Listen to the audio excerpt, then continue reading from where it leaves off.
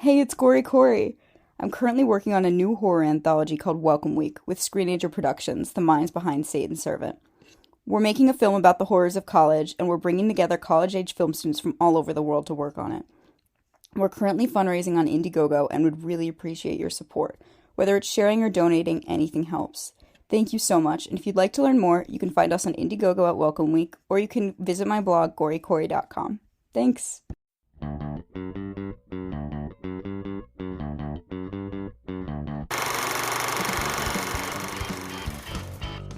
Welcome to Film Strip. These podcasts are spoiler-filled as we discuss the plots, characters, and themes of the films in review. All content used or discussed in these podcast episodes is the property of the respective owners and used under the Fair Use Act, Section 504, C2, Title 17. Welcome to Film Strip. I'm Jay. I'm Lindsey. I'm Ron. And we're here to talk about The Program, starring James Caan, Craig Sheffer, Omar Epps, Christy Swanson, Abraham Benrubi, Andrew Bernarski, Dwayne Davis, and Halle Berry. Directed by David S. Ward, known for The Sting, Major League, Sleepless in Seattle, among other things. Released in 1993 on a $20 million budget and a whole lot of controversy that we'll talk about in a bit.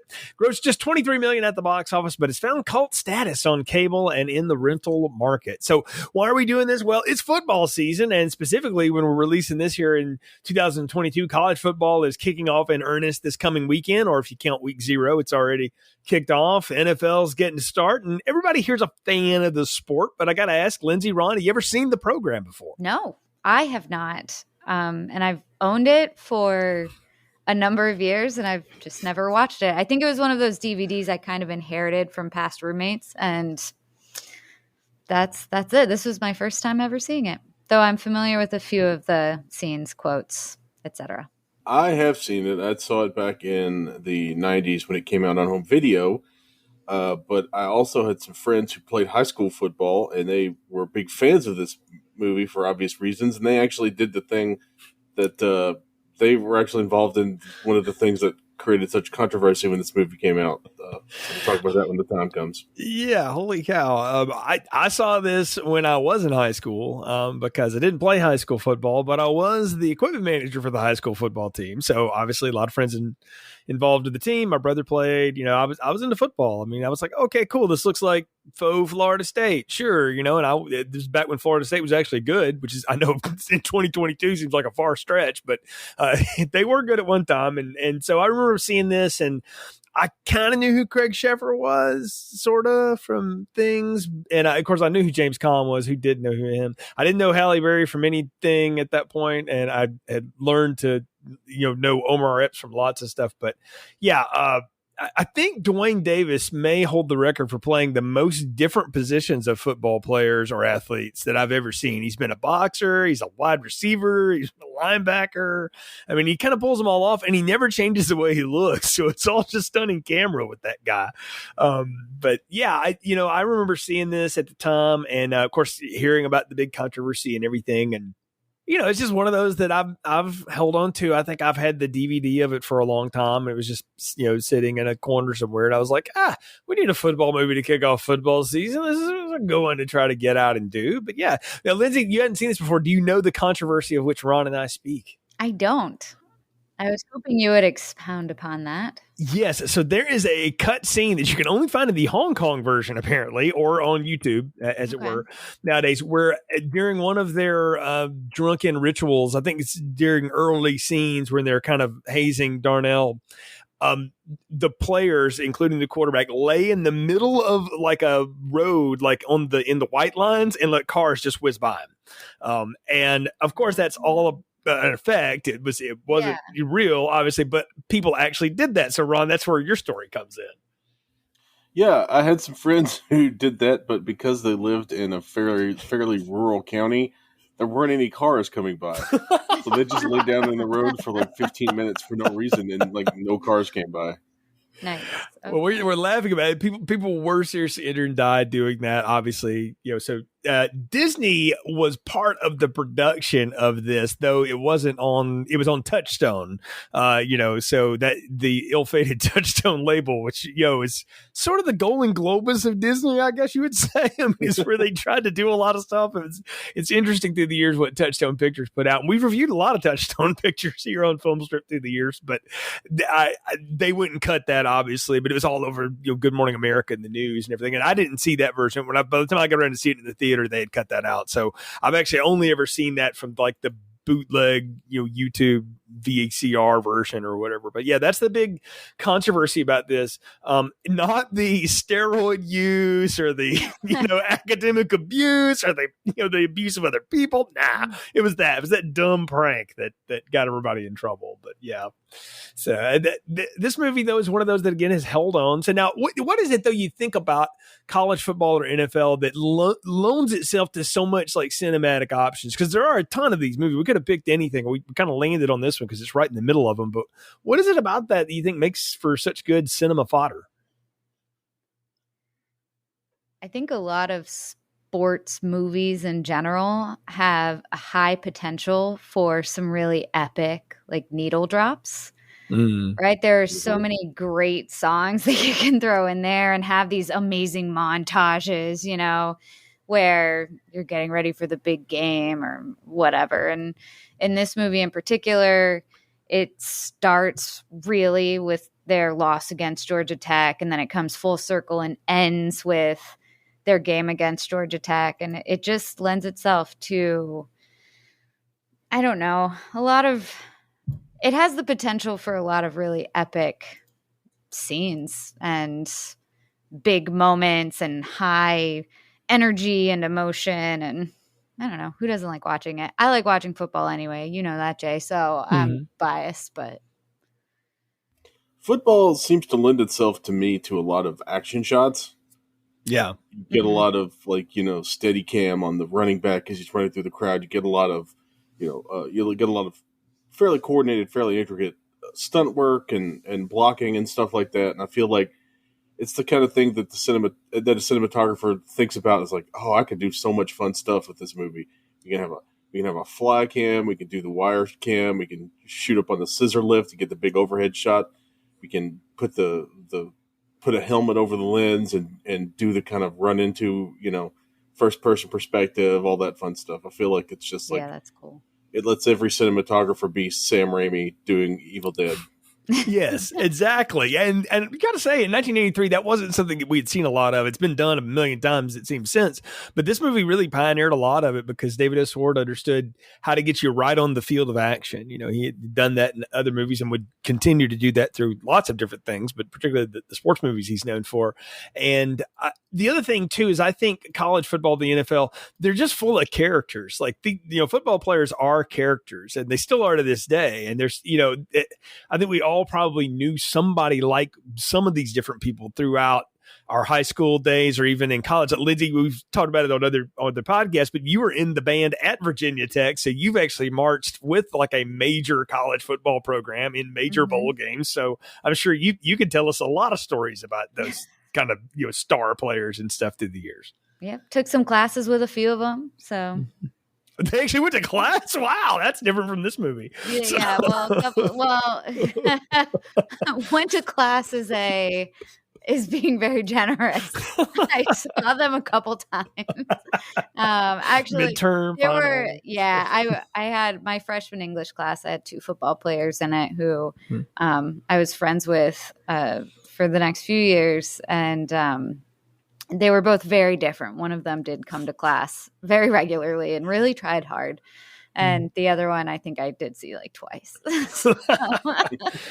Yeah, and it is the fun part of this. And I've talked about it before. I've worked on college campuses for 20 some odd years now, so I've run across a lot of different football players through the years. And some of them they fit the stereotype for a reason, and some of them don't. A lot of them are just normal students with some athletic gifts, and it's fun to meet those that are pretty gifted, but they're also pretty normal and everything. And what's funny is I think the other thing about football players in particular, and it's gotten better now because we've got so much social media and there's so much attention. But back in the 90s, like if these guys took their uniforms off, you wouldn't know who any of them were. Like they, like you barely knew what anybody looked like without their helmet. And it's funny to look at these actors when they put, some of them put on the gear and you're like, yeah, I could see it, right? Because some of them obviously played football. And then there's like Craig Sheffer, and you're like, he's like 5'6", maybe 140 pounds. He get murdered playing in that conference, but okay. That helmet looks like he's about to run off his head. But yeah, it's there's just something though about the characters of football, and that's what this is all about. And then having that coach character too. And we'll talk about James Conn a good bit when we get into this, but I remember thinking at the time, like, man, it's a big deal to get James Conn to play this. And now it's like, James Conn was just looking for some work, in the 90s at this point. He's like, I think his legend had been cemented at that point. So he was just doing stuff at this point. He didn't care anymore. But at least he didn't completely check out of acting a life like De Niro and Pacino have in their fourth phase or whatever. At least Conn was trying at the end. So for most of what I saw. Right, yeah, which is he's actually awesome in that. That's so good in Elf. Yeah, that may be a stay tuned here on Film Strip, because 100% is a stay tuned, because we need to do that. Yeah, we're getting too much pressure from our Christmas podcast friends to talk about it the second or third time. Yeah, this is true. Like it does write itself. But speaking of something that didn't write itself, it's the dang plot summary. So I'm going to do this one, but I tried to channel my inner Ron to do this. So we'll see if I got come close. We'll find out. This is very exciting. So the ESU Timberwolves are coached by Sam Winters, and he's a living legend, but he needs to win lest the pesky booster culture that's ruining college football kicks him to the curb. So Winters has an ace in his hole, though, in Heisman hopeful quarterback Joe Kane. He recruits a flashy running back who uses vocabulary words he doesn't know, Darnell Jefferson, to round out his offense. Meanwhile, he's got middle linebacker wrecking machine Alvin Mack to anchor the defense, so think Ray Lewis, but none of the murder charges, and surprisingly freakish Steve Lattimore to go along with him, so think Goldberg with less steroids. And things are going well to start the season, but under the surface, there's lots of issues. So starting left tackle Bud is the only one that seems to go to class or even know that there is class. Jefferson is too busy chasing starting running back Ray Griffin's girlfriend Autumn to pay attention to hanging onto the ball. Latimer, clearly on the juice, is unstable. Mac's a beast, but his lack of care for anything in his academics could come back to haunt him if he ever gets hurt. And backup quarterback Bobby Collins bribes the coach's daughter to take his test for him and is ultimately expelled. So Joe Kane also has serious substance abuse and risk addiction issues, and they thought him dating Buffy the tennis player would chill him out, but he's as reckless as hell. And so his big showdown against Michigan and their Heisman quarterback Tim Wayman is an epic contest, but the Wolves fall short. Joe goes off the rails and starts to self-destruct, and they send him off to rehab. Latimer gets suspended for beating up a girl for being on steroids. Winters successfully argues with an academic board to let Collins back in school so he can play because Joe is out. So apparently there's only two quarterbacks in the whole roster. And to make things worse for Winters, Matt gets his leg completely destroyed in a game against Iowa, and his career ended when a pulling guard smokes him. And the last game of the season comes around and starts to go sideways. Winters finally channels his inner Newt Rock, and he pep talks his quarterback and the team and gets them back on the path to victory. And in a hilariously wild last play, Kane fires a ball to Jefferson in the back of the longest end zone known to humankind for the winning touchdown. Winters' job is saved, and he hits the recruiting trail as credits roll. That's the straight line of the movie. There's a lot that goes on. So. I think you really nailed it about the long end zone. I feel like that's a CFL length end zone that they're finally in. Right, like we'll talk about all the lines of dialogue that Omar Epps 80-yard where his mouth is never moving, and the amount of conversations he's having on the field, or at least running past people as we get into this. But okay, so before we get started, can we say that Coach is probably going to lose his job because his offense seems to revolve really heavily around a fullback? Well, this is 1993. We were still doing that kind of offshoot West Coast offense, Sam Weiss stuff. Yeah, but in 1993, you weren't throwing like 15-yard curl routes to the fullback. No. Unless you were still the remnants of the San Francisco 49ers, because they were still doing that. George Seifert's gang was still doing that stuff with what was left of Tom Rathman. So and people like that. And a kid that actually played at Florida State ended up going there too, William Floyd. So, it was great, by the way. Yes, he was. He was fantastic. Fred Beasley from Auburn played there too. There's another thing here though that starts this off, and this isn't the only movie. It's also starring Halle Berry. That's a '90s football movie. Last Boy Scout, obsessed with like the most torrential downpour ever. And so, Lindsey, as someone who's actually at a lot of college football games in the field of play, have you ever been around a rainstorm quite like what starts this game off? Not like that. I mean, we've been in the rain before. That's just, it's going to happen at some point every season. You're going to get bad weather, but unless it's lightning, they keep it going. So I've never been involved in anything quite like that. No. Yeah, I mean, it's pretty intense, the amount of water being dropped on these people during the scene. Yeah, they're clearly playing in what has to be a hurricane, right? Like, right. This is the remains of tropical storm something or another. And I would say there's no way they would let this go on, but I remember years ago Notre Dame and Wake Forest did a game like this, and Brian Kelly's Notre Dame team tried to throw the ball like 100 times. I think I remember that game. Yeah, it's nuts. So like everything that you see in here, and David Ward will say this too, is that yes, we're taking a lot of liberties, we're going to have a lot of fun, but everything that happens here, he's actually seen in a game. Someone told him about happening in a game, happening on a campus. So it's all like caricatures thrown in one. So it seems, cliche because it's just a bunch of them strung together. But all of these things at one time or another, I can believe, like, especially this opening bit. And I think it's funny that we go straight from there to like the chancellor's office with the athletics director and the coach. And he's basically going like, we need to win, or I'm not ready to discuss your job, but I'm basically discussing your job. Like they Brian Harsin this guy like right out of the gate, even though he's basically Bobby Bowden at this point. Well, you don't want him to end up like Bobby Bowden and stay like 10 years too long. Right. Or bless his heart, like Brian Harsin and get cooed. So, like he did last year. But I mean, no, really though, I love this though, because there was this theme that was starting in 90s culture and movies where we became aware of the booster culture. And we're on the heels of Southern Methodist University being shut down for the death penalty for all the rampant, basically what we would call NIL now, but cheating at the time. And there were all these other, allegations. And it was just a constant stream of stuff. And as a college football fan, like before there were a lot of message boards and there was Twitter and all this other stuff, it was the newspapers that drove all these. And there were like investigative reporters before he was a complete and total, hack and schmo on television. Paul Feinbaum was a really good investigative reporter in the Southeast. And if Feinbaum came after your team, you were screwed because you knew he had something. And I think it's funny though, that like they're telling the coach, like, you need to keep the program, going well or whatever, but you better win too. So he's like, well, okay. And so they hit the road to go recruit people. All right, Jay, how does this, the recruiting scandals you see in this movie compare to the recruiting scandals from Nick Nolte's Blue Chips?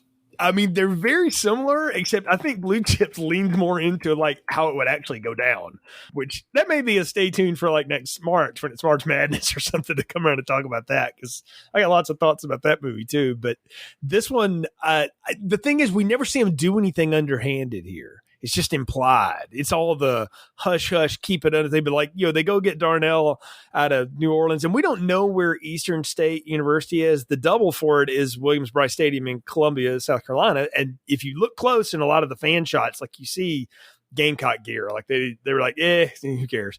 But their color scheme is Florida State, but they're basically NC State's kind of mascotish thing. It's a lot of mix of things. And I got questions about the conference they play in a minute.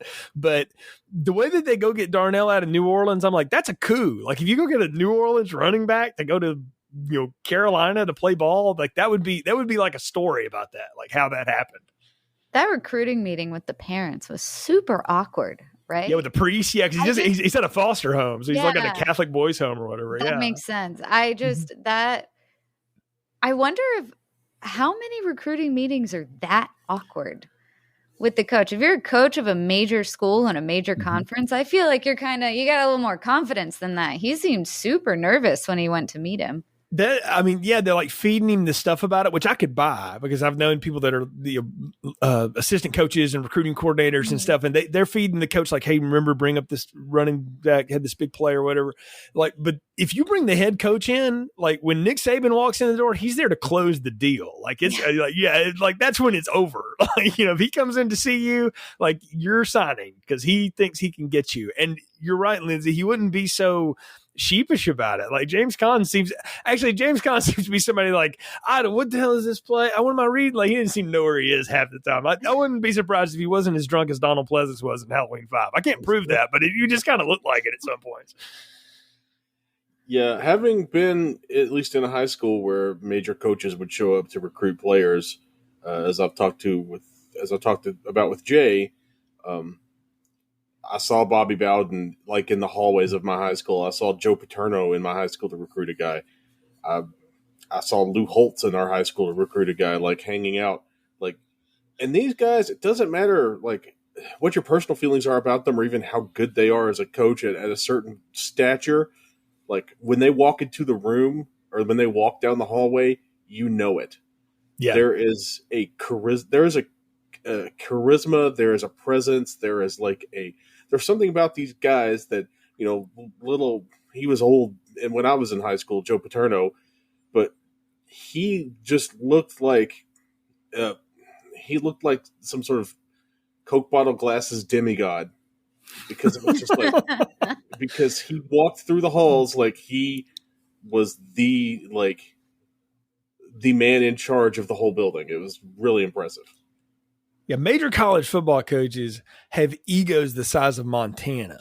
And you kind of have to be able to do that job. And they just carry themselves with such gusto that I can't imagine one ever doing like this. I mean, Lindsay, you were at Virginia Tech with Frank Beamer, who is a total legend, right? And he would come in and he talked to the band every year at the end of band camp and, told us how much he liked us and, gave the whole speech. And he was really cool, really just a super nice, charismatic guy. Like, felt like he was someone you could go up to at any point and just introduce yourself and shake his hand.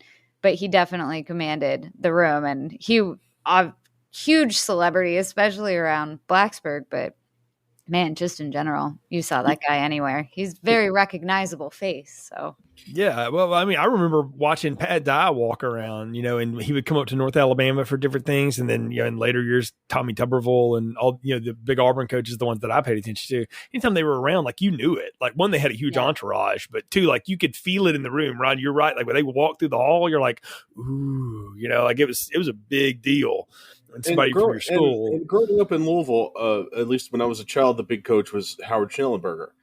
Yeah. And he not only did he not have an entourage, you would see him just like walking by himself at big events. Going to like he would go to the state fair and just walk around. He would go to community events like the stuff in the park. He would show up just smoking his pipe, wearing a crazy looking blazer, just this surprisingly large, at least to me as a child, white haired old man. But he looked like if Colonel Sanders. If you could like put a yoke on Colonel Sanders' neck and he could drag a building, that's what like Howard Schnellenberger looked like. Yes, and this is old Howard Schnellenberger, but he's still very solidly built. He's still very strong looking. He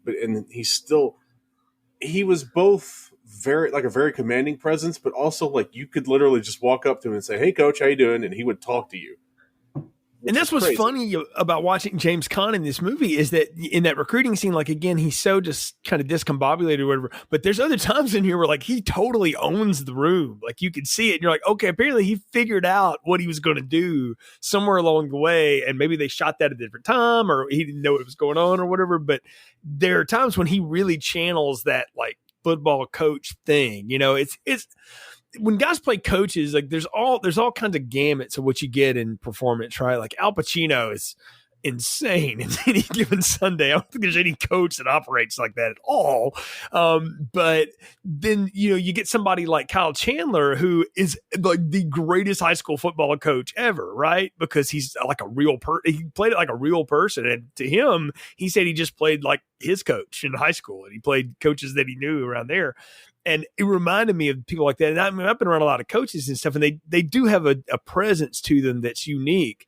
And so it's fun to watch the way that gets portrayed here. And what I got a kick out of was when they brought Darnell to campus and they have the friggin' half the band out there and they got the cheerleaders in the bus. And I'm like, people are like, no, that's bogus. I'm like, no, I have seen that happen, y'all. Like that, I have worked at Auburn for a long time. I have seen them roll out the carpet for like the big 5-star or whatever. So that's not that, far off from what we do today, No, I think they do a lot more than that now. They can. Yeah. Yeah.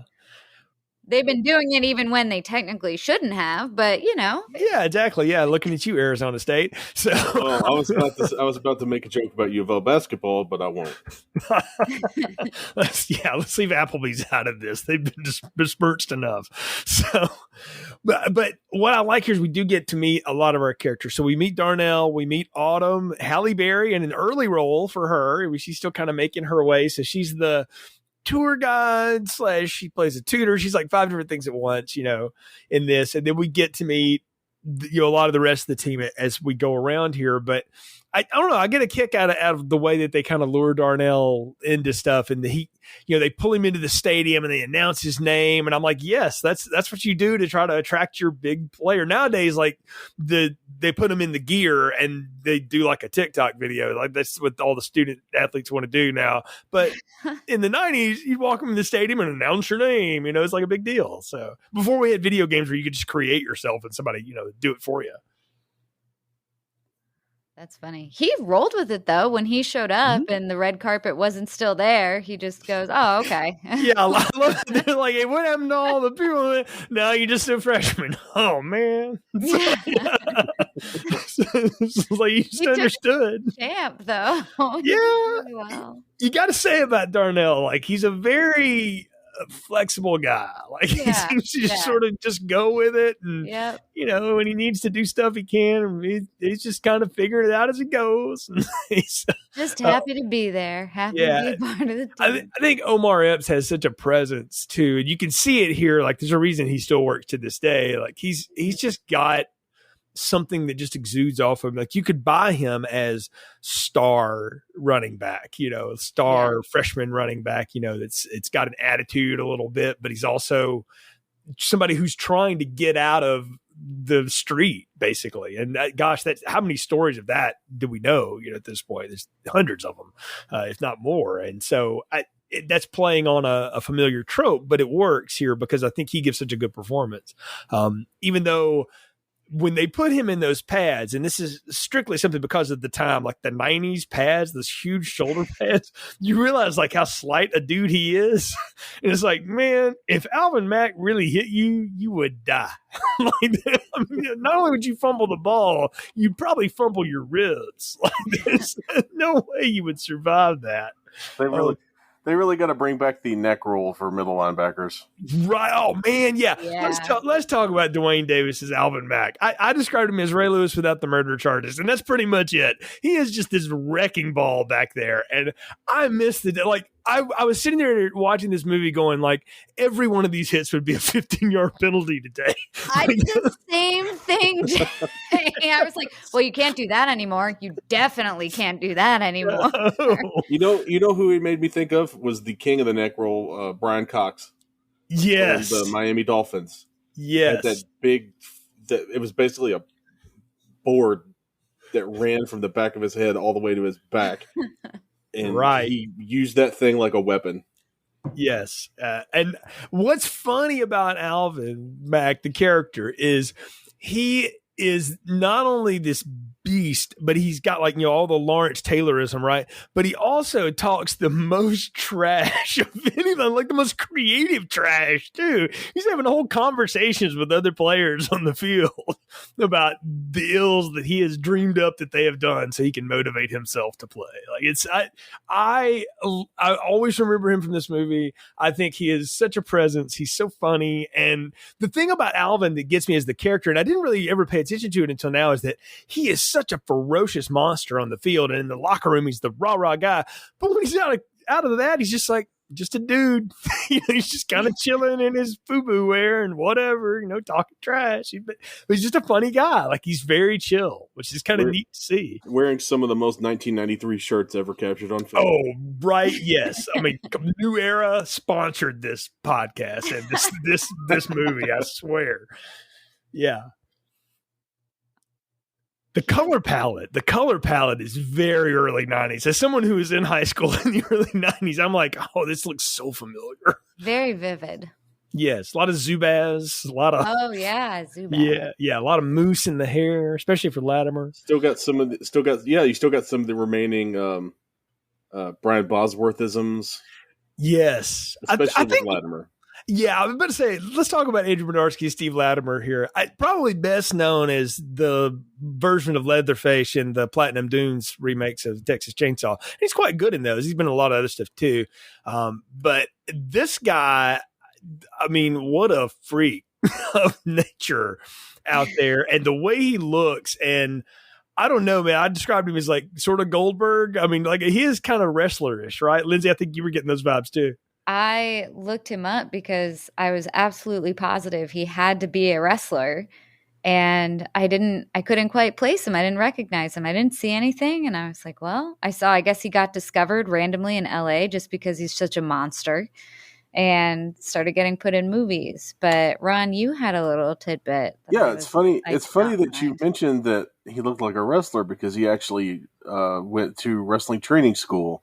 And he was in the same wrestling training class as John Cena and Chris Masters from the WWE, both of whom would later go on to be in the WWE, one of whom is John Cena, the biggest wrestler on the planet at the time and one of the bigger stars in Hollywood now. Mm-hmm. And the other is wrestling for Billy Corgan in the NWA, I believe. Wow. Well, I mean, that's no slight on Chris Masters. He's had some serious Latimer-style drug problems. Yeah, true. And the fact that Bernarski broke his leg is not a surprise to me. You're telling me that guy worked stiff? No. So, because he looked like he was taking it seriously. Apparently, one of the headbutts through the glass was not the right glass, and they kept it in the scene because he actually put his head through the freaking window because it wasn't the glass. No, not remotely. Apparently did not cut himself up somehow doing that. But I don't know if y'all tried to, like, if you've really like thumped on your windshield glass lately, it takes a little bit to break that. So that's some serious aggression. But that guy, though, is another one that when he's on, like, again, he's face paint, he's the ultimate warrior and all that shit. But when he's outside of, like, he seems to be one that like actually goes to class too. I said Bud's the only one that seems to go, but he seems to know it too. Like, he's messing with Alvin about, like, look, I know what that shoe says. It says Adidas. Yeah, I taught him how to read that. Like, he's a kind of a smart ass. But you kind of like Latimer until he becomes, a monster in real life. Roided up, ragester. Yeah. Yeah, the total rage monster. But you have the difference in him, the idea of, like, Alvin is the naturally gifted one, right, who can channel all of his rage and, again, cares nothing about school at all. But then they flip immediately. It was a great cut scene too when they flip to the film scene, and he sounds like he's doing all that football lingo. And I think my favorite line of that was, like, hit the tight end so hard his girlfriend dies. I was like, man. So yeah, that's it's a fun juxtaposition between those things, is that these are not dummies, but they may not care about English Lit 400 or whatever at all. No, and that's, in the brief, in the first appearance of Omar Epps' character when he's in the study hall, mm-hmm. Is the camera, does the clock look weird, or is it just me? Because I didn't notice it. It looks like they cut to a shot of the clock and the numbers are all jumbled up, implying that he has a learning disability. I didn't notice that. I've never noticed that. I did notice that the numbers on the clock looked weird, but I just thought it was like the font or something. I didn't really take a lot of that into consideration. But yeah, I mean, I think they're implying that he's dyslexic. I mean, they could have just said that. It would have made a lot of sense. It's not like we didn't know what that was in 1993. I mean, yeah, but I don't think it's the kind of thing that he would admit to someone. And I don't know. Darnell doesn't seem to hide much. Yeah, but maybe he didn't know. A lot of people go undiagnosed dyslexia. Yeah. I actually felt for like his academic advisor guy. He's having to have that conversation with him. Like, okay, you got to take these remedial classes. You get this, and then you can do that. I've been in that seat and had to have that conversation. Not nearly as awfully dispassionate as that gentleman did, but I remember having to have that conversation with people. It's a tough thing, man. You got to tell these guys like, look, this isn't going to count. It's going to count, but it's not going to count. So you got to like do it, and then you pass on. But the idea is that I think they seem to drop the idea that maybe he has a learning disability and just go for he's just not interested, but when he applies himself, he can do well, which I actually don't like as much. I would like it better if people's like, you know what? I didn't know I had a learning problem. I figured it out, and wow, college actually helped me. Like that would have been a little bit of a redeeming story, but they're not here to tell that. They're here to do football things. And so it would have been if this was a TV show, we'd have a couple episodes of that, but it's an hour and 40-minute movie as it is. But I mean, his whole thing is he's just trying to hit on Halle Berry, which I mean, fair. I get it, I mean, but he like where we'll see Latimer not take no for an answer in like the completely wrong, awful way later. Darnell doesn't, but he just keeps pouring the charm on. Like he just doesn't quit. Even when he finds out douche master charm of all time, Carlton, the running back, is basically dating Halle Berry. And I'm like, wow, man, they could not have found a dude that was more square in 1993 than Leon Pridgeon II. I don't know who that is. I've never seen him in anything but this, but wow, he is. There's no way that guy's the starting running back at a school like Florida State or whatever this is supposed to be. No way. Yes, I know Myron Rolle played safety for Florida State. Needs a doctor now. He's the one dude. Like this, that did not happen. The Carlton, yeah. He had a Carlton sweater on at the party. He was very Carlton-esque. Yeah, and he was very Carlton. He's very had that really blocky early '90s haircut. Yeah, that fade was all wrong. Like he said that guy would have. The other guys on the team would have made fun of him. Like, there's no way he had the respect of that team. Yeah, and he's also apparently a trash running back because they move him to fullback, which is what I do in NCAA 14 whenever I've got a guy who can't crack 90 speed trying to play halfback. I liked how the coach spun that, though, of like, not a lot of guys could do this, so. Exactly. As a coach would, of course. Yes. So, no, that is his funny, and his fate is to miss a block and realize that he's being selfish and to come around to the young buck that has taken his job from him. Because Darnell is the most electric guy on the team. Outside of Flea Ward, who I don't know from anything, but he has the greatest name as the slot receiver that catches all the touchdowns from Craig Sheffer. And we haven't talked about Craig Sheffer as Joe Kane with that incredible coif that he's got going on in that Nightbreed hair is what I call it. That is Craig Sheffer's Nightbreed hair. It's past, a river runs through it, so he's grown it out, and it's huge. I mean, it's a lot of moose and a lot of. I mean, it's Howard the Duck. It's sticking up there, man. I mean, it's up there. I can't help but wonder how much of Alvin's real life son plays guard in the NFL. I did not know that. Yeah, his son is cool. Wyatt Davis for the Vikings. They drafted him like third round guard. Yeah. Wow, that's funny. Well, I mean, for me, he's Alvin Mack, but he's also Featherstone from Necessary Roughness, the wide receiver that could not catch until he could. Which is weird to think like a middle linebacker could also be your star receiver. Just you lose a few pounds and run a streak for Scott Bakula. And his grandfather was Willie Davis, who played for the Packers in Super Bowl I and II. I did not know that. So I guess he's like a whole Hall of Famer. Hall of Fame, Packers Hall of Fame, all-decade team. Yeah. Well, Abraham Ben Ruby, outside of Dwayne Davis, the guy that plays Bud Kaminsky, is the only other person in here that looks like an actual football player. Latimer looks like too much of a bodybuilding freak to actually be like a real football player. Like the dudes don't move. Like he would never play. He would just be on the sidelines. I don't know. Romanowski looked like that for quite a few years. Yeah, but he wasn't that big. Bill was big, but he wasn't that big. Like the only dude that's close to it is Braden Smith from the Colts. Looks kind of like Latimer, but that's fair. Yeah, because he's a big old dude. But anyway, I love Kaminsky though because he does look like a left tackle. I mean, he's 6'7", he's huge, and he just plows people in front of him. So I mean, like future, as I always refer to him as future Green Bay Packer, Bud Kaminsky. This is what he looked like. But no, I mean, we got to talk about Sheffer though as Joe Kane, because I don't know what they told him to do, like in terms of his energy for this movie. Lindsey, I'm looking to you as the trained actor here to try to unravel this for me. He's like playing this sort of subdued vampire or something. Like, it's very weird. Not star quarterback.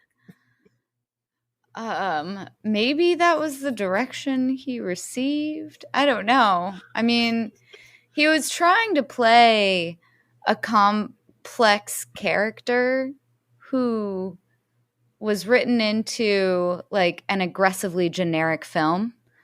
Yeah. Yes. He has like the most like, and I mean this in a good way, Lifetime movie, horrible story, like backstory, like the worst family life, right? I mean, Darnell's got it pretty bad. He didn't even have any parents. He's just an orphan at a Catholic boys' home, but like at least he's happy-go-lucky about it. Joe Kane has a father and a brother who are drunks, who are losers, who just clearly hate him. Like, we won't rent your spot on the couch. I mean, like, God, he's the lousiest home life ever. So clearly he channels all of that into horrible, decisions and addictions and things. And you're right. They shoved that really dark story into the most generic sports movie of the 90s. Well, and in front of that dark story, he is going through a Heisman campaign. So he has to put forward this, facade of, 100% All-American boy. Right. That, like, people think of, like, the type of person people want to vote for Heisman. But none of that's real. And yeah. Yeah, there's at one time he's like doing an ESPN thing, I think with Brian Gumbel or something, and he like starts to get real and they cut him off and they're like, no, too much. And he's like, I haven't really thought about it. He just sort of dead eyes it again. Yep. I'm like, wow, but I could believe that. I could believe that they tamped the story down like that. But I don't know, nowadays though, they'd probably let you, like, the more humanizing you get, you get Tom Rinaldi to start, dragging tears out on game day for you, But yeah, it's neat to watch him do this because, again, Craig Sheffer's supposed to play this really broken person, and he does some insane stuff in this movie. He's jumping that motorcycle in front of trains, and he also hits on Christy Swanson. And that's, taking your life in your own hands anyway. I got questions, though, about Camille, because not only is she a full ride jock at this school playing tennis, which I know a lot about Title IX athletics. They don't do full ride scholarships for those sports, but okay, sure. Maybe she's that good. I don't know. Maybe it's that kind of school, not in the Southeast, but maybe not like full ride scholarship. Like, I could see that at like Cal or something, not at Florida State fake university. I mean, they're not going to do that, but whatever. What I get a kick out of is that she plays tennis against Joe as kind of a meet cute with a scoped knee, wearing jorts. Who the hell does that? Yeah, with a legit knee, with a big knee brace on too. Yep. Yeah. I think maybe they're implying that she's good enough at tennis that she could go out there in jorts in one leg and beat a probable professional athlete at a game he rarely plays, but Yeah.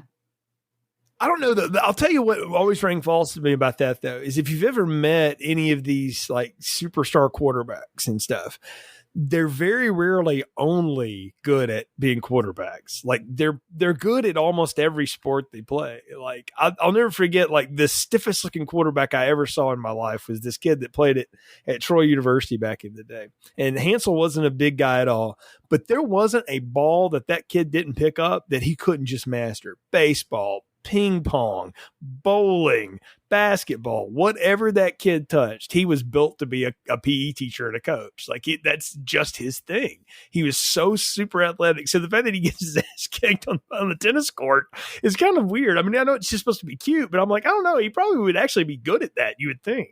My other concern, too, is how many star quarterback college football players would risk an ankle roll or an injury playing a sport that they never play just to like prove something. I don't know. I mean, maybe they would. But I don't know. just can't. I don't think the coach would allow them to do that. Well, no, yeah, James Conn takes his motorcycle away from him because I'm like, I think he would probably be madder that he was out playing tennis. Yeah. Like, hey, moron, you could blow your knee, and there goes my season. Have you met your backup quarterback? He sucks. So, you know. My season and your career over because you wanted to play tennis with some chicken jorts. Yeah, Joe kind of gave me Todd Marinovich vibes. Do you remember Todd Marinovich? Yes, yeah, Robo quarterback. Yeah, Robo QB. He gave me real Robo QB vibes, and that this is going to end badly for him, I think.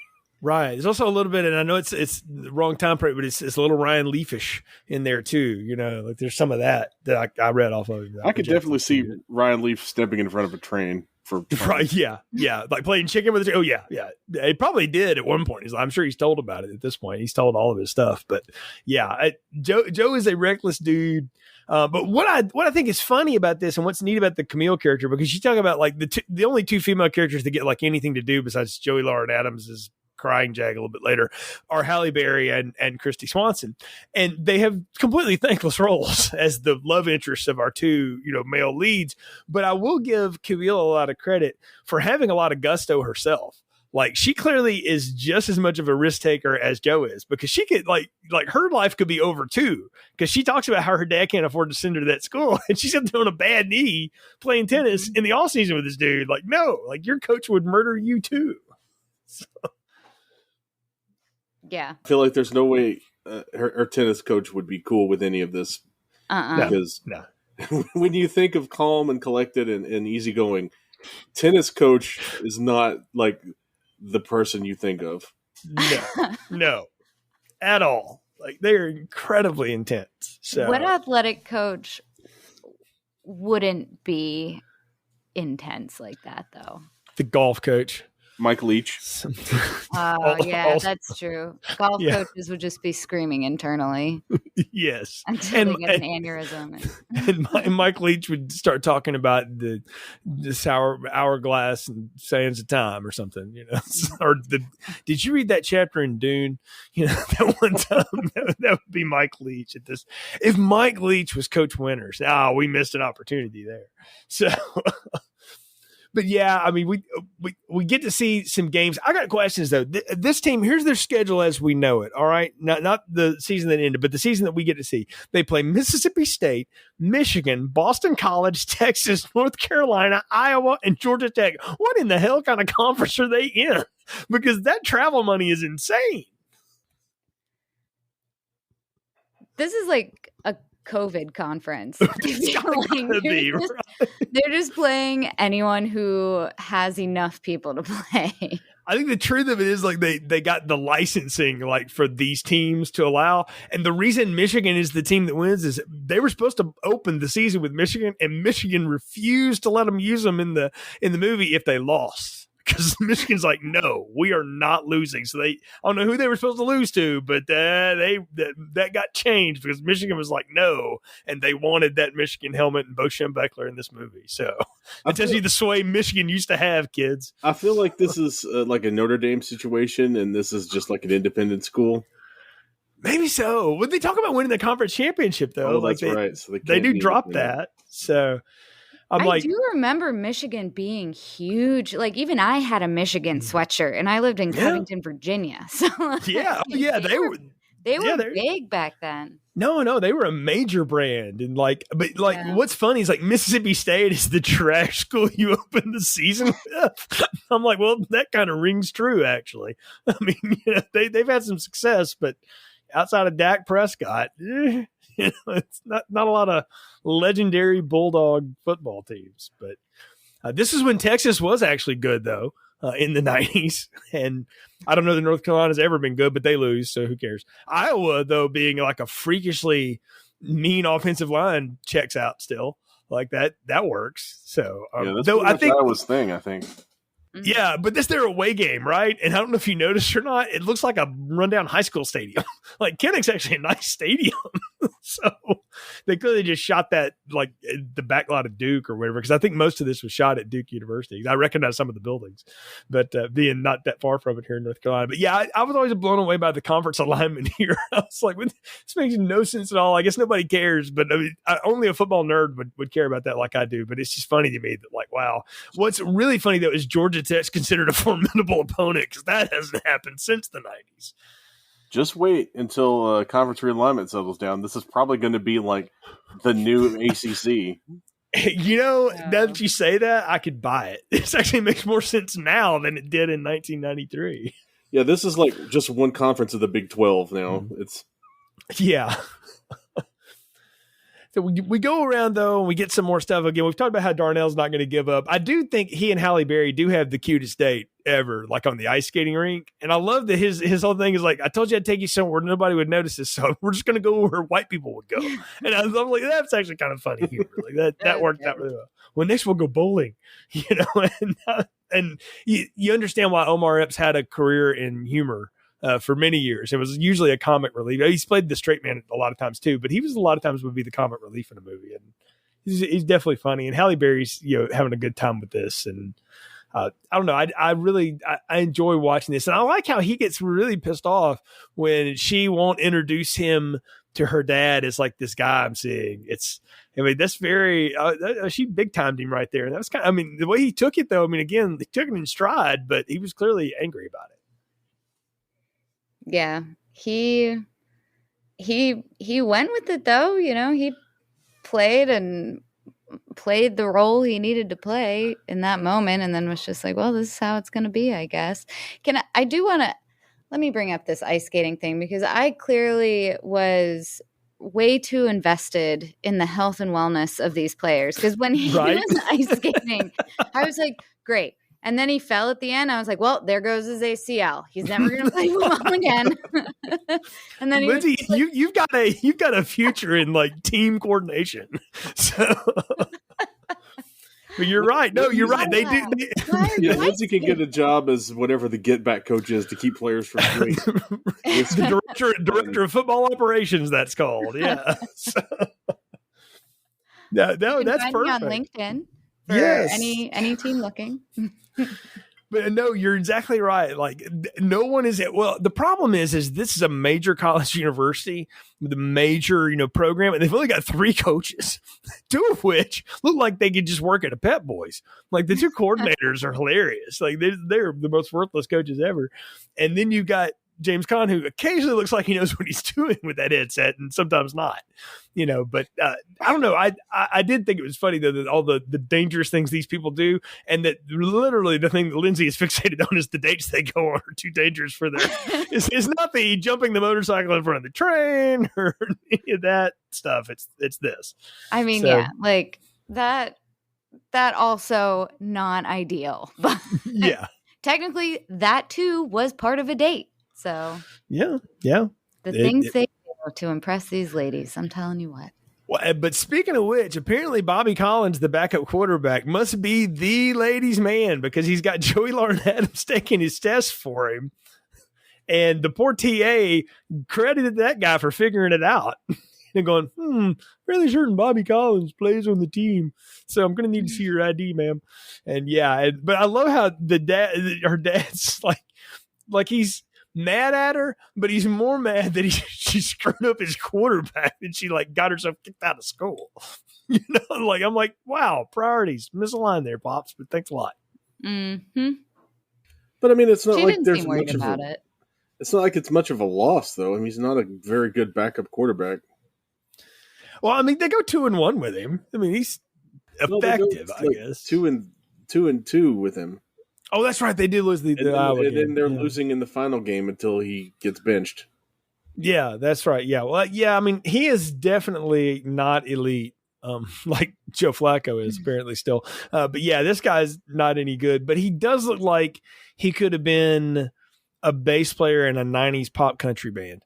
Like he kind of has that he plays in the house band on the Nashville Network with Ralph Emery, you know, like that. He's got that vibe going on. for sure.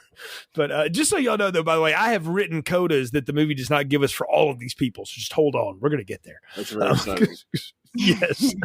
So, but all this is going on because we're getting to the big game, though, because it's at Michigan. We got Chris Berman embarrassing himself as he always does with these goofy nicknames. You got Tim Wayman, that's Brian Greasy. I don't care what they say. I mean, that's what that's supposed to be.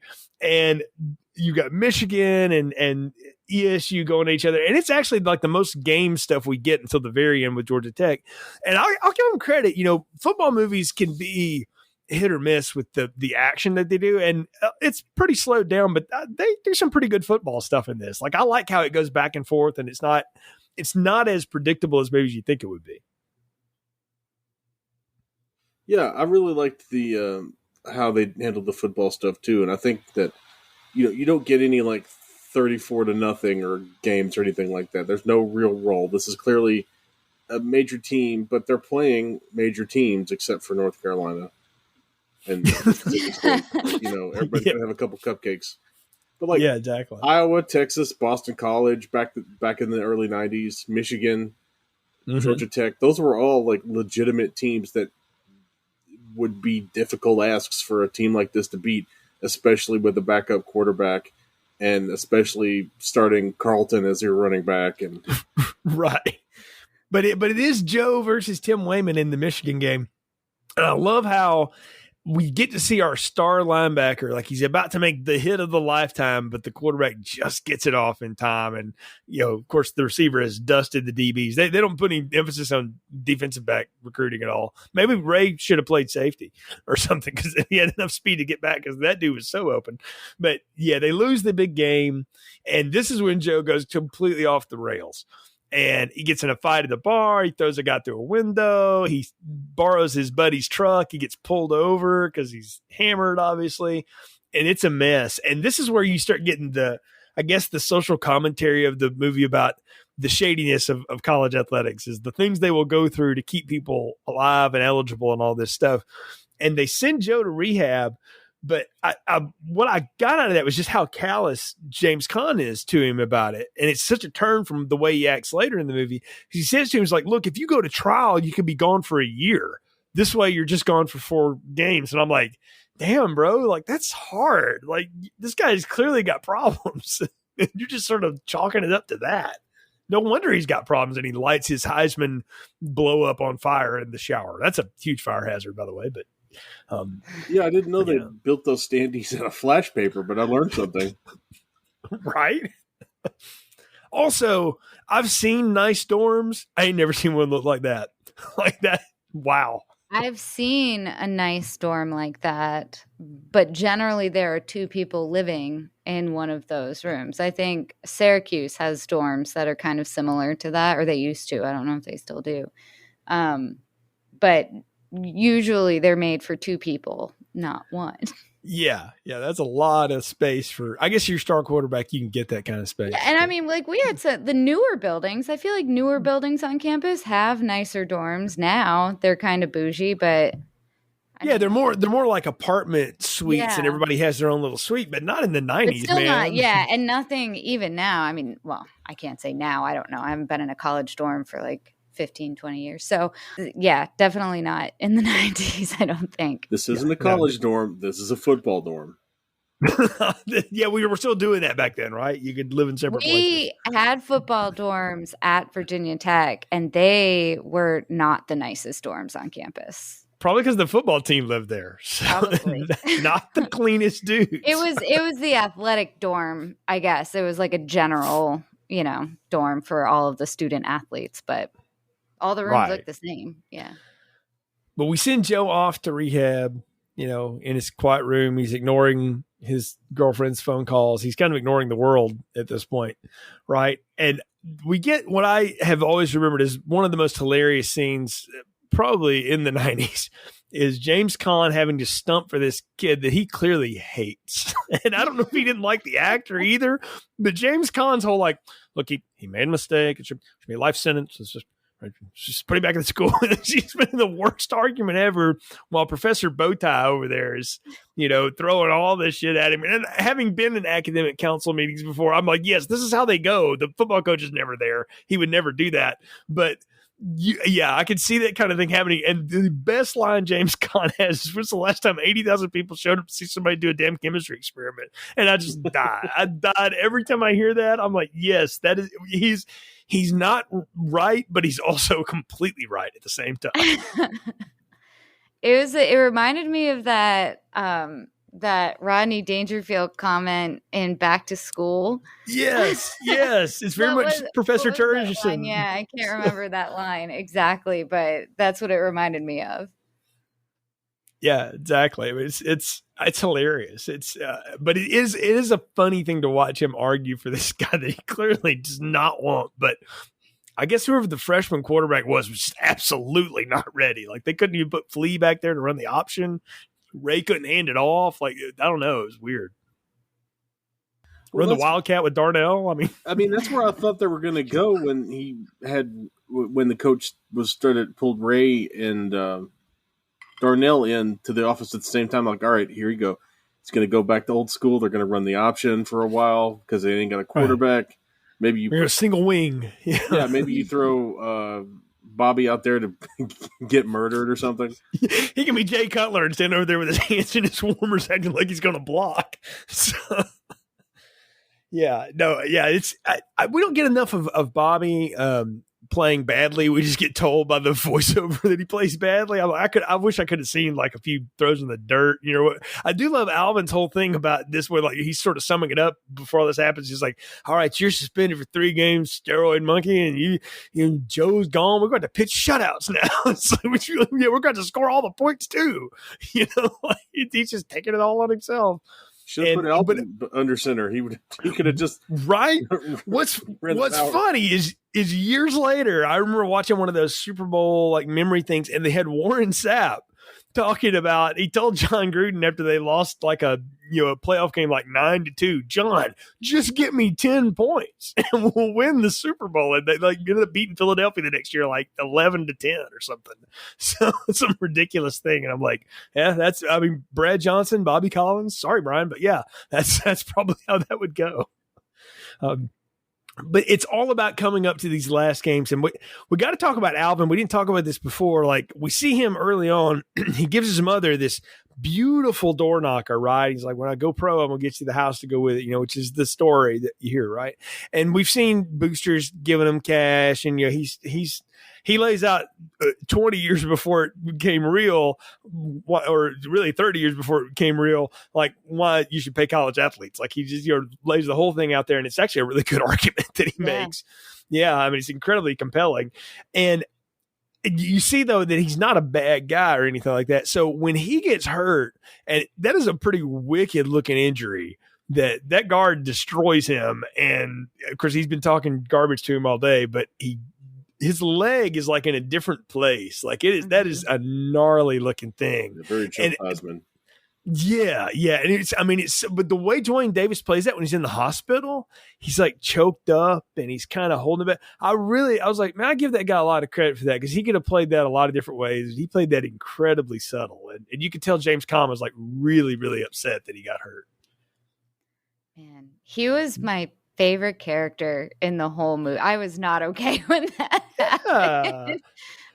Oh man, I just went, oh no, Mac. And then you see him sitting at home with the radio, with his leg propped up in the radio. And he's calling the defense out. Yeah. I actually, after the movie was over, I still couldn't stop thinking about it. So I had to make up like the rest of his life story in my head. we'll have to see what you came up with compared to what I did. But okay, I'll tell you, and Brian can corroborate, but I'll tell you what I came up with, and if it's anything similar to yours when you go. I really feel like in the hospital scene, Dwayne Davis was tapping into his own life, because he played football at Mizzou. Yeah. And he suffered a knee injury in his senior year that ended his football career, basically, and forced him to become an actor. Forced in quotation marks. So I feel like maybe he's like tapping into his own life there a little bit.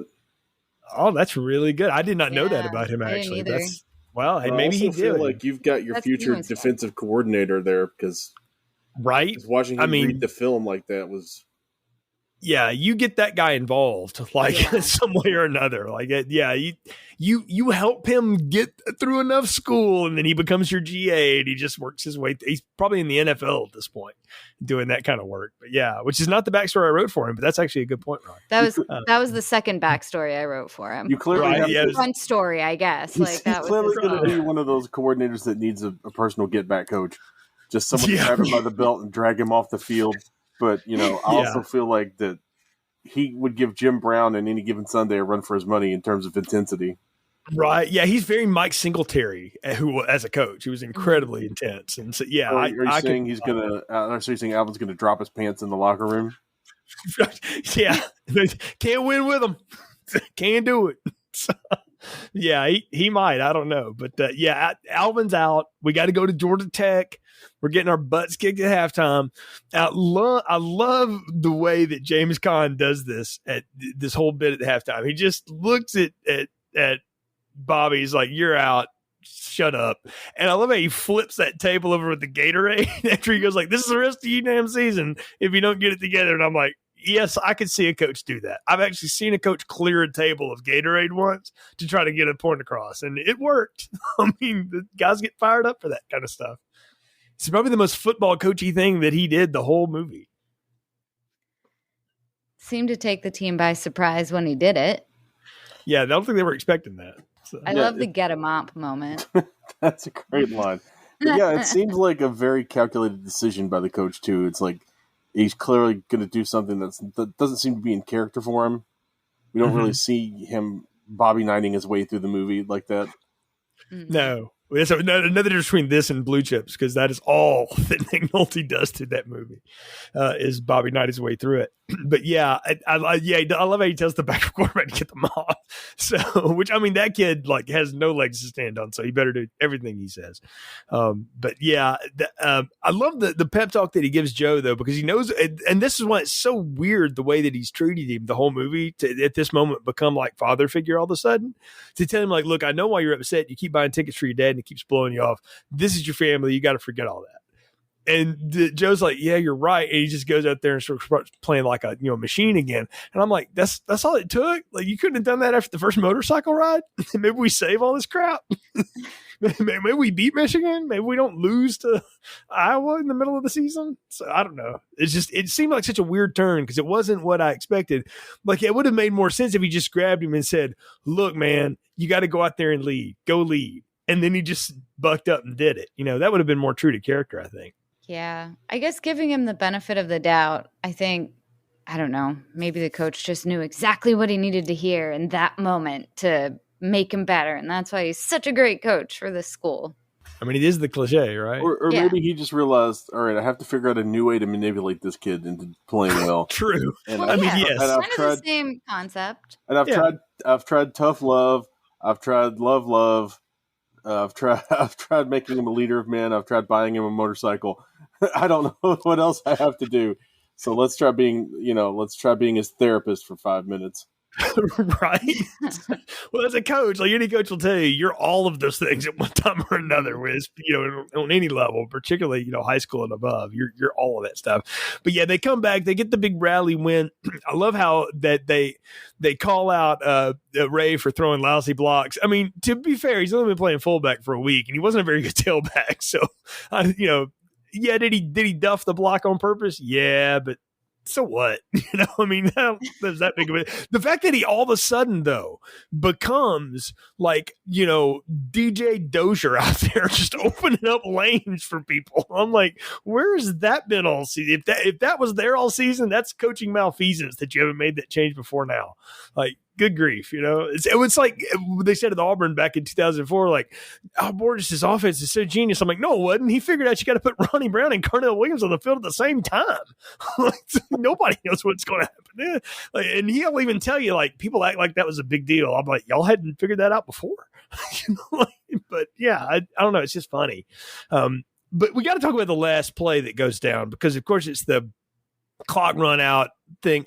The machinations that Joe Kane goes through of running beyond the line of scrimmage and back behind it and spiking the ball back to himself to throw it to Darnell in the endless end zone, as we've talked about, that would that even be legal, or would that just be considered like a down ball? Like, there's a lot of shit going down in that last play, man. It's like too much. I think I went through that. I went through the same mental gymnastics. I was like, I think I actually looked at Brian and I said, would that have been legal in the, like, then? I don't know if it would be now, but a lot of things wouldn't be now that we're watching. Right. And I think we determined that because his knee didn't hit the ground at any point, it was fine to recover and keep it going. Like, I don't know. There was like some weird thing where we were like, maybe that was okay. I think as long as you're behind the line of scrimmage, you can throw the ball. Yeah, but there was a lot going on though. That he was like questionable. Unless he had like Fran Tarkington his way like 30 yards behind the line of scrimmage, there's no way that wasn't an illegal forward pass. He had to be, right. Yeah, he looked like he was 5 yards past the line of scrimmage when he fumbled the ball. Then he picks it up, runs forward another 10 feet, and then hucks it. I feel like I feel like they throw all the flags on that play. Yeah, and then there's a lot of review. This, like, Chris Webber timeout moment. Right? Yeah, exactly. Like, but I don't know. I mean, I guess it's what we want, right? We want it to be him and Darnell hooking up for the big play or whatever. But I expect my 35-year-old quarterback to make better decisions than that. I mean, true, right? Yeah. To quote Dave Franco, you look like a fucking 40-year-old. So, I mean, he really does. No, Tom Brady looks much better. Yeah, true, very true. Lindsey would make a much better fumble Rutsky to himself. But, I think so. Yeah, so I mean, I don't know. All these movies seem to end on like some doofy play like that. I mean, you know, Varsity Blues has really great football action to the very end. Like, why would you hook and lateral to the guard? Like, no one does that. But okay, so it's because we want Billy Bob to score. I mean, it's a spoiler alert for another 30-year-old movie. But yeah, I mean, we have to end with that, and we get our little coda though. Like, I do like the fact that Camille's listening on the radio. And I'm like, wait, are they like on a TV ban? Like, are they not on television anywhere? All these kids listen to this stuff on the radio. Like, they could just be sitting in front of the set. You don't have to show it. I mean, I realize I don't have the budget for it, but geez, it's just weird that many people would listen to the game on the radio. But I love that she hasn't given up on him yet, even though everything tells her she probably should. But he does make good on it though when he shows up with a 6-pack of Sprite. I thought that was a kind of a cute joke and a good way to end them. Yeah. And thus he derails his NFL career, not with alcoholism, but with obesity. Right, with the sugar addiction. He gets hooked on the Sprite, he loses a foot. All his teeth fall out. Right. He didn't need those anyway. I mean, he's going to get him knocked out anyway, but the next year's defense. But yeah, we didn't talk about Lattimore comes back and goes through incredible lengths to hide his steroid usage. And as if it wasn't obvious to everyone on the field, that got painted his entire face like the Road Warrior to go out there. I'm a little worried about that kid. Coach, is he all right? Yeah, he's fine. He's just really hyped. It's his last game ever. Something. Yeah, they make a point that Lattimore, this is like his only chance, right? Because he spent 3 years as a gunner on the punt team, right? And then he comes back 35 pounds heavier. And I don't want to say anything bad about this actor. What's his name? Andrew Badarsky, yeah. Mm-hmm. Badarsky. But as we talked about, he looks like he's done the steroids in the butt thing a time or two. He seemed very well practiced at that little song and dance. I got a kick out of that. He flushed all of his drugs, including his vials and his syringes down the toilet. I'm like, that probably wouldn't happen, but okay. I mean, it probably wouldn't work. Not have worked. Clearly, he's not there to play school. I mean, very true. Even though he is articulate. So, But as I've established, I think Bud's the only one that I ever see like remotely involved in class. I think Joe ever goes to class. I mean, maybe Joe's taking all the online classes at that point, right? Which at that point would be like banks of VHS tapes, because that's what it was in 1993. Yeah, Joe's taking all correspondence courses. Right. So to the ECU Learning Annex or whatever. ESU. Yeah. But we're on to the next season. We're off to recruit some more. We get a little super Nashville producer Dan Huff and his brother guitar wailing all over the end of this. If you didn't know, that's them. So I'm a bit of a giant fan and know Dan Huff's work. So I've always known that was his stuff. But when you hear it, you're like, oh yeah, I can totally hear it. But yeah, it's an interesting way to end things for us here. But was it a good ride all the way through? Let's find out. It's time for final thoughts, recommendations, and popcorn ratings. So Lindsey and Ron, what are yours for the program? Lindsey? I liked it. I think I might have to watch it again and digest. I would watch it again. So I'll give it at least a medium popcorn. I think there were a lot of missteps with this movie, and I think the movie also had the unfortunate timing of coming out 2.5 weeks before Rudy was released as well. So that probably didn't help what a lot of people thought of it when compared to that. But I think it had some really great qualities. It was fun. I had to suspend my disbelief a lot, but it was still fun to see some of that old school snot-nosed football played. And Mac was just such a great character, and they had a lot of really fun camera angles and a handful of needle drops that I really appreciated. So yeah, overall, I'd watch it again. I'll give it a solid medium popcorn. I can't get past the fact that it was such a generic school in a, I guess we'll call it, real conference of real schools. So that felt really weird to me.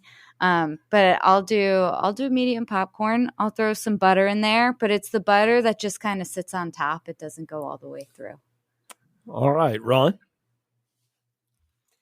I'm going to join Lindsey in the medium popcorn club. This movie is a lot of fun, and it's a lot more fun than I remember, particularly the Alvin Mack character and Dwayne Davis's performance is a blast. I kind of wish we'd gotten more of him in the movie than of all the Ray Griffin we got. And I would have been perfectly happy without that romantic subplot of / team fullback issues that kept coming up. But yeah, so I'm going to go medium popcorn. I really enjoyed the look of the movie. I enjoyed a lot of the football choreography, the blocking, and the shooting style that they've done with that. The hits look nice and vicious. It seems like they put a lot of time into that. I don't 100% buy James Caan as a football coach. He's like Jay talks about, he's missing a little something. There's a little bit of swagger that you would expect from a football coach that isn't necessarily there. Although I will give him the benefit of the doubt when he's recruiting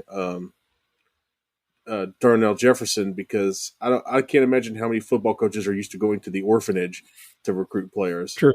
It's got to throw you off to walk into the kid's house to see 15 other kids of various races and ethnicities and a priest, and that's the guy you got to win over. So I'll give him a little bit of a pass for that, but yeah, I'm good with the medium popcorn. I feel very satisfied with that. I want to make it 3 for 3 on both things. Medium popcorn, and that Dwayne Davis is the thing that keeps me coming back to this movie. And I mean, there's a ton of cliche. It is cliche, the football movie. It really is. One could ask, what's faker, the football in this or the football in Rudy? Because I don't know. I think the story in the program might be more true than the story in Rudy, but it's an infinitely watchable thing. Like, it's a total afternoon, or if you're like we are, it's right before football season. It's a perfect thing to kind of get you in the mood and watch it. And especially if you've grown up watching college football. This is not college football that exists anymore. So I mean, this offense would be considered like you get fired for just running this nowadays. So nobody does it.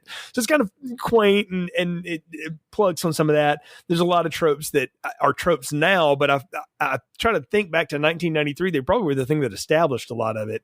And there's a reason this movie's still talked about, to this day, 30 years later. So it's a media popcorn. It's a lot of fun and definitely one to revisit if you haven't in a while, or if you've never seen it, then definitely worth watching. Now, are you ready to know the invented backstories or continuing stories of our characters here, though, that I have come up with? And I'm curious to let you two judge this. I'm on the edge of my seat, Jeff. So let's start with Joe Kane. Well, he, as a senior, led ESU to a conference championship. He was drafted by the Detroit Lions and was injured in his rookie season, though. He returned to ESU as a GA and became a successful high school coach in Texas. He and Camille have 6 kids, where she's the high school guidance counselor. So that's where I went with Joe Kane. So he turned his life around and became a coach. Alvin Mack, despite his lack of academic prowess, found his calling in construction, and he built his mama her house and is a pillar of his small community. ESPN produced a very popular 30 for 30 about his derailed football career and his newfound passions. I love that one. That's very different from the one I came up with. What was yours? I got to know what yours was. Mine, well, I did. So the first one I came up with was that he miraculously came back from his injury, was invited to a combine, got drafted, played professional football for a handful of years before his knee started acting up again, after which he had enough clout and money saved up to buy his own used car dealership and lived happily ever after and still made enough money to buy his mama's house. Oh, well, so we both got mom of the house. And then the second one was that he became a defensive coordinator. I felt like that made a lot more sense. That's true, yeah. I feel like a guy like that with as many physical skills as he has, as long as they don't cut his leg off below the knee, somebody's willing to take a 7th round draft pick on him. Or, after he's rehabbed for a year, they're willing to give him a couple of training camp. Or he gets to go to Canada for a year or two. Like somebody's going to talk to him. So the Arena League, something. Yeah, you're right. Bud Kaminsky, the big offensive lineman, was drafted in the 4th round by the Green Bay Packers, played for 14 years and was a part of 2 Super Bowls, and now owns a successful beverage distributorship somewhere in the Midwest. So that sounds right. Steve Lattimore, after he was released from prison for assault, went back to prison as a guard and spends his private time mentoring disadvantaged youth. So, okay, cool. Ron, this one's for you. Bobby Collins tried to make it in Hollywood as an actor, but actually became notable to action movie Twitter as stuntman most shot by Mel Gibson. So, yes. That works. He became Michael Papa John to Schwarzenegger, basically. Tim Wayman from Michigan was drafted by the Cleveland Browns and was out of the league within 3 years. He now hosts a Sirius XM radio show and performs draft analysis for NBC Sports. Well, you gave him the Tim Couch. That's Tim Couch, Chris Sims, Danny Cannell. So Ray Griffin graduated from dental school in Alabama. He is a, quote, friend of the program for ESU and has a building wing named after him on the campus biology department. Yeah, that 100%. Yeah, total douchebag to the end. Darnell Jefferson transferred from ESU to play for Tom Osborne at Nebraska. Won a national championship before being drafted by the New England Patriots, where he never carried the ball more than 8 times in his career, but still won a Super Bowl in 2001 with Tom Brady. He retired and lives in Miami Beach on a golf course. Oh, and he and Autumn broke up sophomore year. So I could definitely see Darnell Jefferson being the kind of Nebraska back that would somehow rush for 2,000 yards. Yep. But in the NFL, they have no idea what to do with him. Alternately, I could see him sticking out another season at ECU, and then he goes on to become like the original Marshall Faulk. Yeah. Because as we see, they run him out as a receiver constantly. Yeah. I can see that. I feel like if you give him the Marshall Faulk, and I feel like he spends a good 10 years in the league as a third down back, because he's still 5'6". So he's Kevin Falk, basically, or Danny Woodhead. So, yeah. Coach Winters. There you go. Coach Winters retired in 1999 from ESU as the 3rd most winningest head coach of college football. However, the NCAA vacated 10 years worth of his wins, so he doesn't appear on any list that you know of. In his retirement, he actually works for NCAA compliance. Nice. I figured.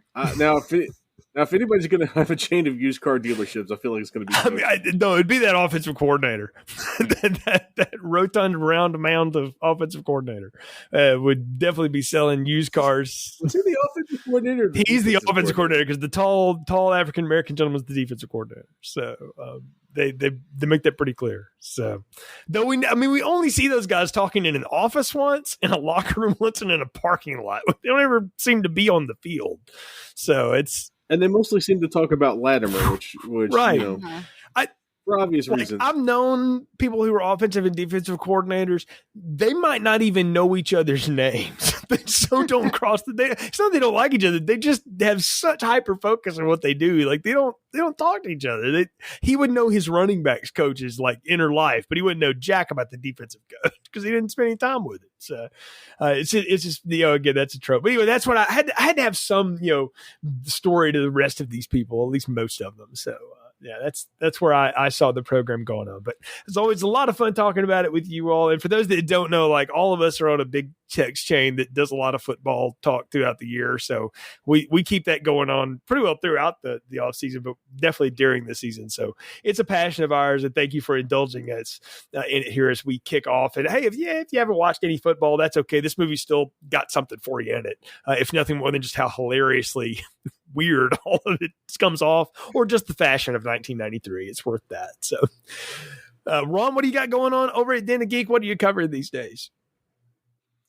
Well, I just wrapped up coverage of the 4th season of Westworld, and I'm putting out features based off of Tales of the Walking Dead. I just had one published not too long ago, and I'll have another one coming up shortly. And I'll also probably be doing some feature stuff related to Game of Thrones, House of the Dragon. So that'll be very exciting. Yes, that's just now getting started as well. Of course, folks, you can follow the show's social media at FilmStripPod on Twitter, Instagram, and Facebook. You'll find announcements about upcoming shows. A link to our Letterboxd page has our entire list of reviews. Go to filmstrippodcast.com. You'll find a link to our Anchor.fm distribution site where you can find us on the podcast platform of your choice. Apple, Spotify, Google, you name it, we're there. Please share the show, and if you can, leave us a positive review as it helps other people find the podcast. And for Lindsey and Ron, I'm Jay. Thank you for listening to Film Strip. Thank you for listening to Film Strip. You can find more episodes on our website, filmstrippodcast.com. The Film Strip theme music is produced and performed by Frozen Lake 121. All content used or discussed in these podcast episodes is the property of the respective owners and used under the Fair Use Act, Section 504, C2, Title 17.